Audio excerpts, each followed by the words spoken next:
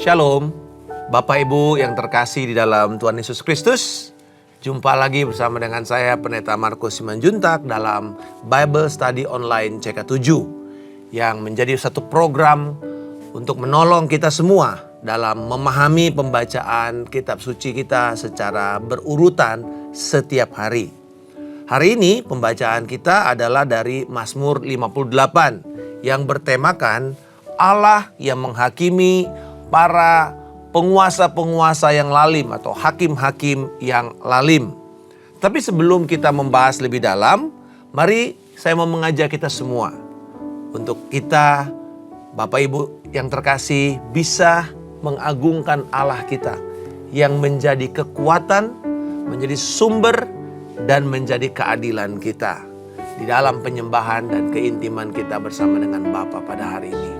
Kami bersyukur Bapa, kami datang pada Engkau, Allah yang adil, Allah yang berkuasa, Allah yang besar, dan Engkau telah membuktikan kebesaran-Mu dengan menyatakan perkara-perkara yang ajaib di tengah-tengah umat-Mu. Oh, biarlah hari ini setiap kami datang bersyukur, menaikkan pujian, menikmati Engkau dalam penyembahan kami. Haleluya. Oh, terpujilah Kau.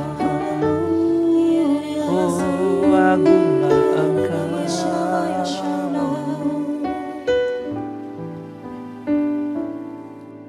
Tuhan, Kau sempurna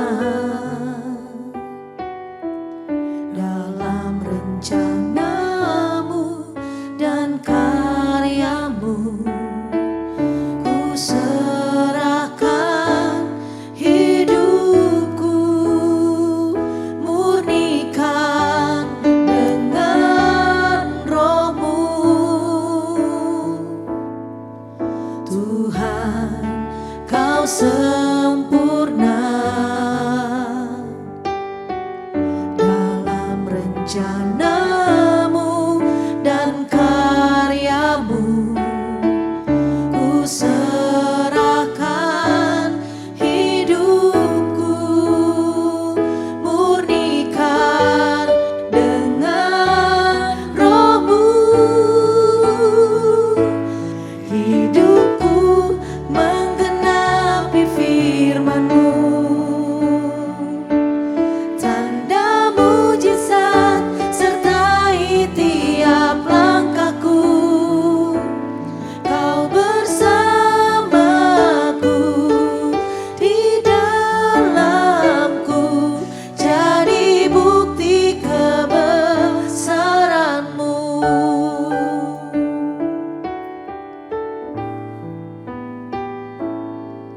Tuhan, Kau sempurna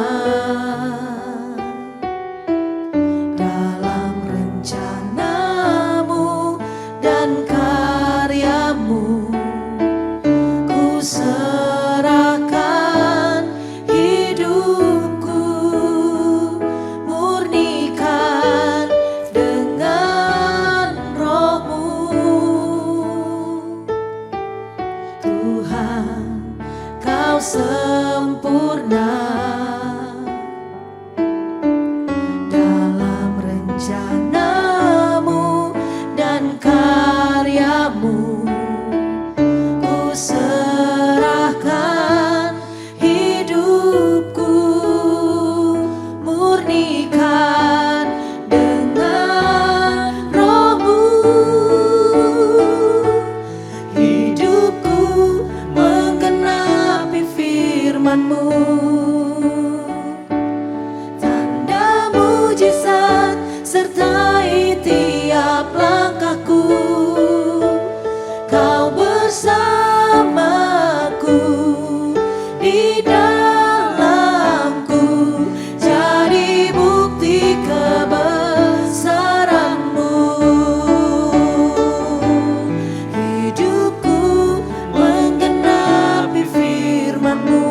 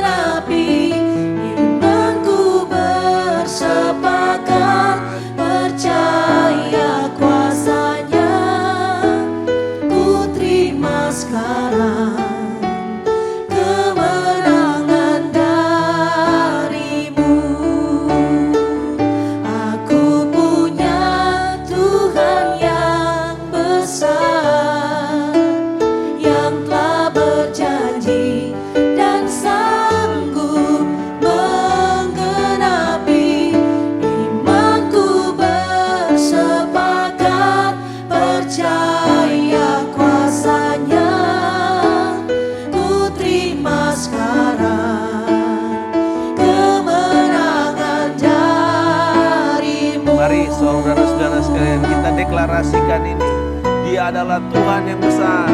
Aku punya Tuhan yang besar,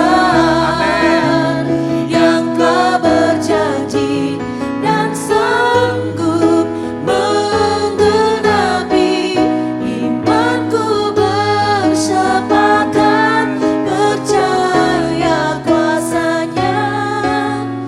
Ku terima sekarang kemenangan darimu. Aku punya Tuhan yang besar, yang telah berjanji dan sanggup menggenapi imanku, bersepakat percaya kuasa-Nya. Ku terima sekarang kemenangan darimu. Imanku bersepakat percaya kuasa-Nya. Ku terima sekarang kemenangan darimu. Imanku bersepakat percaya kuasa-Nya. Ku terima sekarang kemenangan darimu.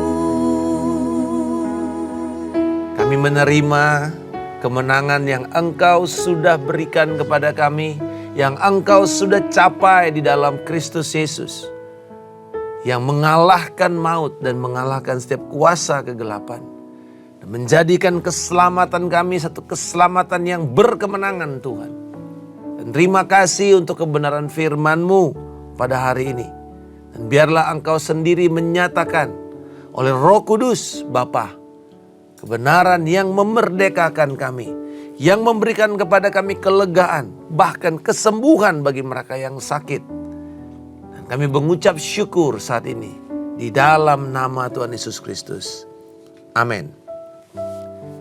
Mazmur 58 merupakan mazmur doa yang dilakukan secara korporat. Artinya ini adalah mazmur doa jemaat, tetapi sifat doanya adalah doa yang meratap atau doa yang bermohon untuk pertolongan Tuhan. Mazmur ini memperlihatkan adanya sebuah kemiripan dengan Mazmur 82. Tetapi perbedaannya adalah pembesar yang lalim atau hakim-hakim. Kalau hakim-hakim dalam perjanjian lama itu bukan sekedar hakim di dalam persidangan seperti kita di wilayah yudikatif, tetapi hakim-hakim itu adalah para pemimpin, para panglima-panglima perang, para penguasa. Jadi hakim atau pembesar itu memiliki makna yang sama pada waktu itu. Nah, antara 82 dengan 58 ada perbedaan. Kalau dalam Mazmur 82 diarahkan kepada pembesar itu adalah dewa-dewa atau kuasa-kuasa ilahi. Sementara di dalam Mazmur 58 pembesar itu jelas sekali ditujukan atau diarahkan kepada manusia. Mari coba kita lihat di dalam ayat yang ketiga. Dikatakan mereka memiliki hati, mereka memiliki tangan. Jadi tangan dan hati, bahkan di dalam ayat yang keempat, sejak lahir dan dari kandungan. Jadi ini mengacu kepada manusianya, bukan kepada dewa. Ya, jadi perbedaannya cuma itu. Nah, ayat 2-6 yang menjadi pembukaan dari Mazmur ratapan ini menggambarkan sebuah pemerintahan yang dijalankan oleh para penguasa atau para pembesar yang lalim dan yang fasik. Yaitu mereka tidak menjalankan keputusan dengan adil. Tidak memberi keputusan dengan adil. Nah, ini perbedaan antara sifat pemerintahan yang lalim dengan sifat pemerintahan yang ilahi yang ditandai dengan keadilan. Dan Mazmur Raja dalam Mazmur 96 ayat 10, 98 ayat 9, 99 ayat 4 berbicara mengenai Tuhan Raja yang adil. Sehingga kalau seorang raja yang diperintah oleh Tuhan, maka ciri-cirinya adalah dia akan mengupayakan keadilan kepada semua rakyatnya dengan benar. Berarti dia akan menghukum orang yang berbuat salah dan menghargai, memberi imbalan kepada orang yang benar. Nah, ciri kedua dari pemerintahan yang lalim ini bukan saja sekedar mereka tidak menerapkan keadilan, tetapi juga membiarkan kekerasan, membiarkan atau menjalankan pemerintahannya dengan tangan besi, dengan kelaliman. Ayat 3b dikatakan, tanganmu mempersiapkan jalan melakukan kekerasan di bumi. Bahkan dikatakan mereka ini seperti bisa ular yang tedung atau bisa ular berbisa. Nah, kita tahu bahwa ular-ular berbisa ini seringkali menyarukan dirinya dengan keadaan sekitarnya. Jadi tetapi ketika mereka menggigit, maka kemudian mereka langsung bisa itu mematikan orang yang menjadi korban atau mangsanya. Ini berbicara mengenai sebuah kekerasan yang tidak terkendali. Itulah gambaran dari kenapa pemazmur ini berseru. Kenapa rakyat berseru kepada Tuhan, kepada Allah yang melihat bagaimana pemerintah pada satu sedang tidak melakukan kebenaran Allah. Lalu di ayat yang ke-7 sampai 10 kita melihat disinilah inti permohonan doa itu. Ayat yang ke-7 adalah doa mereka. Ya Allah, hancurkanlah gigi mereka dalam mulutnya. Patahkanlah gigi geligi singa-singa muda ya Tuhan. Jadi ini adalah tema sentral dari doa Mazmur Ratapan ini. Yaitu bagaimana umat Tuhan meminta kepada Yahweh, kepada Tuhan Allah Israel untuk menghakimi para pembesar yang lalim itu. Ayat 8-10 merupakan permohonannya. Karena dimulai dengan kata, biarlah mereka atau biarlah orang fasik itu. Nah, kehancuran daripada orang fasik atau pemimpin yang lalim ini digambarkan di dalam Mazmur ini sebagai singa yang ompong. Jadi singa-singa muda di situ berbicara mengenai a man of power or a man in the place of power. Seorang yang ada di dalam posisi kekuasaan. Jadi singa-singa muda ini tidak mengacu kepada orang benar ya. Karena ada Mazmur juga mengatakan mengenai singa-singa muda. Tetapi ini berbicara mengenai seseorang pembesar yang penuh kuasa tetapi mereka sedang dalam kelaliman atau kejahatan. Dikatakan mereka ini ompong. Karena kita tahu bahwa singa itu salah satu kekuatannya adalah di dalam rahangnya. Menggigit dan menghancurkan musuh atau mangsanya itu. Meremukkan tulang-tulang mangsanya itu dengan cepat. Tapi dikatakan di sini singa-singa muda itu menjadi ompong. Lalu seperti kolam air atau wadi atau oasis ya yang ada di dalam daerah Palestina, yaitu satu taman air atau kolam air di tengah-tengah padang pasir. Dan dikatakan wadi itu menjadi wadi yang kering atau kolam air yang kering. Mereka tidak lagi menjadi sumber kesejahteraan. Dan dikatakan biarlah layu seperti rumput kering, rumput layu. Bahkan dikatakan seperti siput yang menjadi lendir. Nah, kita mengerti bahwa ini bahkan bayi yang gugur dalam kandungan. Jadi kira-kira biarlah ini mereka secepatnya dihancurkan. Gitu. Nah, dalam doa ini sebenarnya kelihatannya seperti doa Mazmur kutuk. Tetapi sebenarnya tidak, saudara. Bila kita melihat gambaran permohonan yang disampaikan adalah ini intinya. Agar Tuhan bertindak dan turut campur di dalam mengendalikan keberingasan orang fasik ini. Kelihatannya ini sudah melewati batas. Dan kita perlu berhati-hati, saudara-saudara, kalau kita belajar dari Mazmur ini untuk tidak menggunakan Allah atau kekuatan rohani kita, seperti doa, seperti firman, seperti janji Allah, seperti nubuatan, untuk kepentingan dan selera kita sendiri. Kita tahu bangsa-bangsa di sekitar Israel pada waktu itu selalu memakai kekuatan dewa, kekuatan rohani, kekuatan ilahi, kekuatan spiritual itu untuk kepentingan melancarkan agenda pribadi, agenda politik, agenda ekonomi mereka. Kalau kita pikir sekarang ini, ya kita bilang sebagai politik identitas.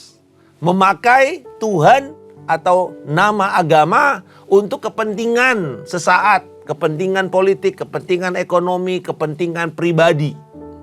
Bagaimana menggunakan Tuhan, membuat orang akhirnya sebenarnya karena kesetiaan kepada Tuhan tetapi dimanfaatkan untuk juga kesetiaan terhadap kepentingan tertentu. Nah, saudara-saudara, ini yang salah, tetapi inilah yang terjadi di budaya pada waktu itu. Dan pemazmur mau mengingatkan kita, jangan sampai kita terjebak memakai Tuhan untuk kepentingan kita. Ini bisa terjadi bahkan di kalangan gereja. Kita memakai janji-janji Tuhan, kita memakai ini hanya untuk memperalat demi kepentingan kita. Demi mendukung sebuah kekuatan politik. Saudara-saudara, kita mesti menyadari bahwa kita berpihak kepada Allah. Dan jangan kita mengizinkan memakai kekuatan Allah untuk kepentingan pribadi kita. Tetapi apa yang kita berdoa adalah supaya Tuhan dengan kedaulatannya melindungi dan mengangkat orang-orang yang benar untuk memerintah dengan adil. Dan untuk melemahkan bahkan menghancurkan, menghakimi kuasa-kuasa kegelapan. Atau para pembesar-pembesar yang lalim. Di ayat 11 dan 12 yang menjadi penutup dari Mazmur ini ditandai dengan pernyataan kepercayaan atau pernyataan iman kepada Yahweh. Atau pernyataan yang mengatakan bahwa ketika pembalasan dari Tuhan itu terlihat, orang benar akan bersuka cita. Kenapa? Karena keadilan Allah ditegakkan. Istilah populer kita saat ini adalah Gusti Ora Sare. Ya, Tuhan tidak pernah lupa di dalam melihat dan mengingat doa-doa yang dinaikkan oleh orang-orang benar yang sedang tertindas. Orang-orang yang sedang tidak mendapatkan keadilan. Jadi saudara-saudara, dalam ayat 11 ini adalah gambaran dari budaya perang Israel kuno.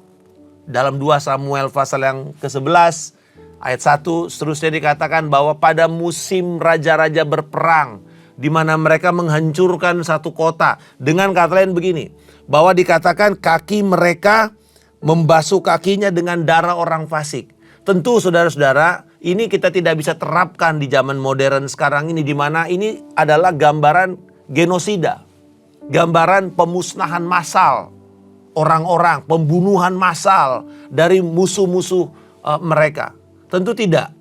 Tetapi apa yang kita bisa ambil di sini adalah bahwa Tuhan yang berkeadilan itu atau tindakan keadilan Tuhan akan mengakhiri kelaliman dan kekejian serta kekerasan. Itu. Sebagai contoh ya. Itu sebabnya di dalam Perang Dunia Kedua, tindakan pembebasan yang dilakukan oleh pemerintah sekutu itu menjadi sebuah kemenangan. Kita dengar istilahnya V-Day, hari kemenangan, Victory Day. Kenapa? Karena pada waktu itu baik Jerman yang dikuasai oleh Hitler dengan Nazinya, baik Jepang yang menindas bagian Asia Timur, ini dua-duanya memiliki kemiripan, yaitu penindasan, kebrutalan, dan bahkan pemusnahan manusia secara massal. Kita tahu di Jepang, penguasa Jepang menindas yang namanya Romusa. Dari mulai di Asia, Indonesia sampai ke daerah Birma, Myanmar, itu Malaysia, semuanya kena.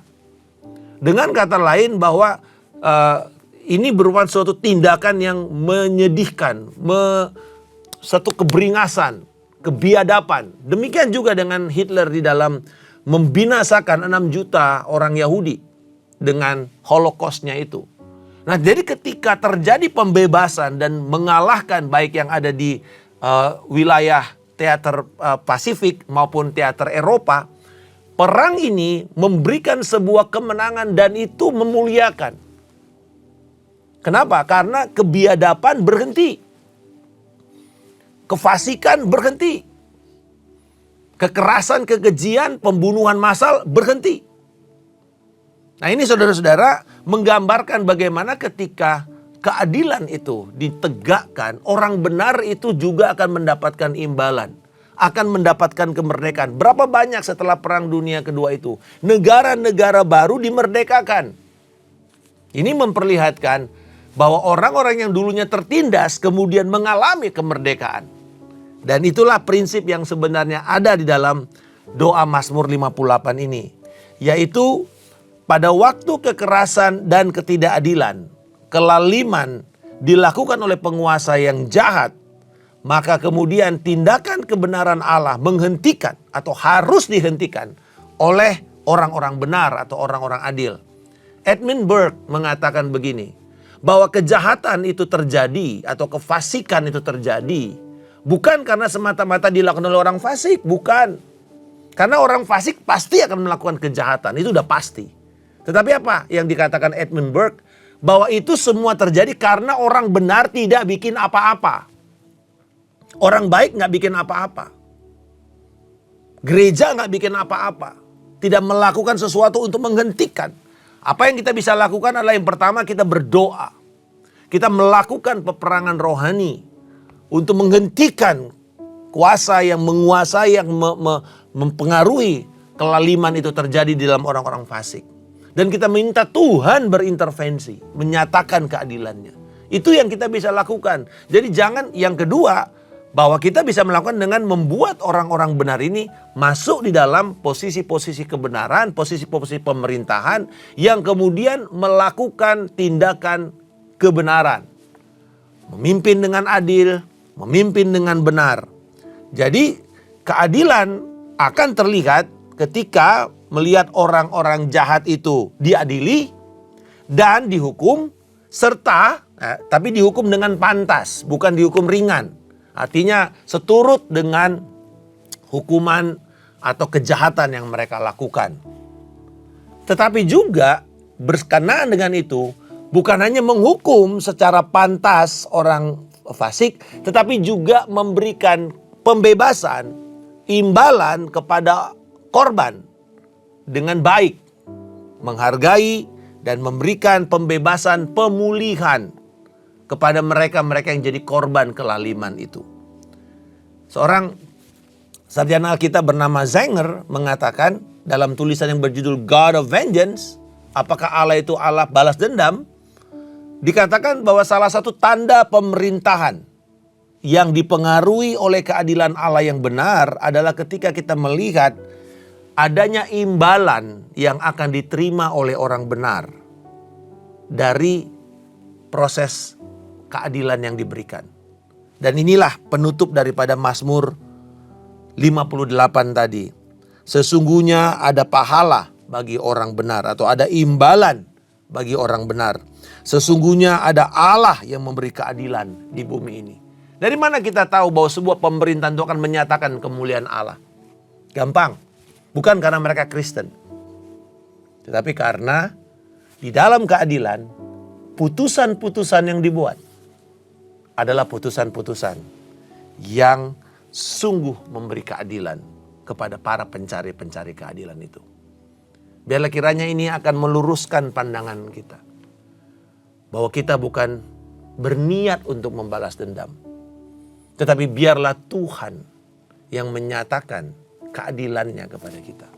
Tapi bagi saudara yang mungkin ada dalam posisi kuasa, posisi untuk memberikan putusan-putusan, baik saudara ada dalam pemerintahan, baik saudara dalam posisi kepemimpinan di dalam swasta atau dalam korporasi, di dalam gereja, bahkan sebagai kepala keluarga. Ketika kita harus menghadapi sebuah keputusan atau memutuskan sebuah pertikaian, biarlah kita memutuskan dengan adil. Yang salah harus tetap mendapatkan konsekuensi yang pantas dan membuat rasa sakit. Dan yang benar atau yang menjadi korban harus dipulihkan, harus diberdekakan, harus bisa mengatakan sungguh Tuhan adalah Allah yang adil. Mereka juga ketika mereka mendapatkan atau melakukan kebenaran harus juga dihargai. Harus juga diberikan pahala, diberikan imbalan, diberikan reward. Jadi saudara-saudara, kita berdoa dalam doa kita kepada pemerintah supaya ini yang terjadi. Kepada orang fasik mereka akan diadili dengan pantas. Tapi kepada orang benar atau kepada orang yang berbuat kebaikan juga ada penghargaan. Walaupun betul kita orang benar, gak perlu ya kita cari-cari penghargaan orang ya ketika kita berbuat kebenaran. Tetapi ketika itu dihargai, itu akan menjadi sebuah suara untuk mengatakan, oh sungguh ini merupakan sebuah karya yang layak untuk diapresiasi. Saudara, istilah atau kegiatan hadiah Nobel, penghargaan Nobel perdamaian, penghargaan Nobel yang datang dari Alfred Nobel, itu menjadi sebuah penghargaan yang prestisius ya, terhormat di kalangan para ahli budaya, ilmu pengetahuan, bahkan para tokoh-tokoh politik. Kalau mereka bisa mendapatkan, dinobatkan sebagai penerima penghargaan hadiah Nobel, itu artinya orang tersebut sungguh memberikan banyak kontribusi kepada kebaikan, kan begitu ya? Kepada umat manusia di dunia ini. Nah saudara-saudara, itu sebenarnya prinsip kebenaran, prinsip keadilan ilahi. Ketika ada seseorang berkontribusi yang baik untuk kemaslahatan, untuk kebaikan, untuk kesejahteraan banyak orang. Tidak peduli dari latar belakang ras, kelompok, atau apapun mereka ini. Tetapi ketika itu dihargai, itu menjadi sebuah suara bagi dunia. Suara bagi umat manusia. Bahwa sungguh ada keadilan Allah. Kepada yang jahat akan diberikan konsekuensi. Kepada yang benar akan dihargai dan diberikan apresiasi. Biarlah kiranya kebenaran ini akan menolong kita semua untuk bertindak sesuai dengan keadilan Allah. Dan jangan pernah lupa, ketika kita sedang mengalami penindasan, ada Allah yang menjadi tempat seruan kita. Dan dia mengatasi semua raja-raja di dunia ini. Jadi ketika otoritas kita ini saudara lalim, kita di sini di bawah ya. Kita di bawah ini, jangan lawan, jangan berontak. Apa yang kita lakukan? Kita naik ke Allah. Karena firman Tuhan berkata hati raja-raja itu seperti batang air. Seperti sungai yang dialirkan oleh Allah. Jadi saudara, ketika mereka jahat, naik ke atas. Dan biarkan Allah akan mengubah hati. Dan membuat mereka ini berubah. Atau bangkitnya orang-orang benar dan memerintah dengan baik. Tuhan Yesus memberkati. Bapa, kami berdoa bahwa biarlah kiranya setiap kami yang sedang mengalami penindasan, tekanan, atau ketidakadilan, Tuhan Engkaulah pembela kami. Engkaulah Tuhan yang akan menjadi kesaksian bahwa tindakan-Mu yang benar dan adil itu akan melindungi setiap orang-orang yang benar, yang sedang tertindas. Dan Tuhan Engkau yang akan menunjukkan bagaimana Engkau akan menurunkan para pembesar-pembesar yang lalim. Engkau akan membuat mereka Tuhan tidak berdaya. Supaya nama-Mu ditinggikan. Dan ketika orang-orang benar mendapatkan imbalan, pahala. Kami tahu bahwa Engkau sedang menegakkan keadilan-Mu dan pemerintahan-Mu. Kami juga berdoa biarlah kiranya setiap orang-orang yang sedang dipercayakan Tuhan di dalam posisi-posisi kepemimpinan.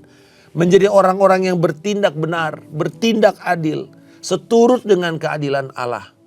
Menghukum dengan pantas orang-orang yang berbuat salah dan lalim. Dan menghargai dengan benar orang-orang yang berbuat kebajikan. Di dalam nama Tuhan Yesus Kristus kami telah berdoa dan mengucap syukur. Haleluya. Amin. Tuhan memberkati. Sampai bertemu esok hari.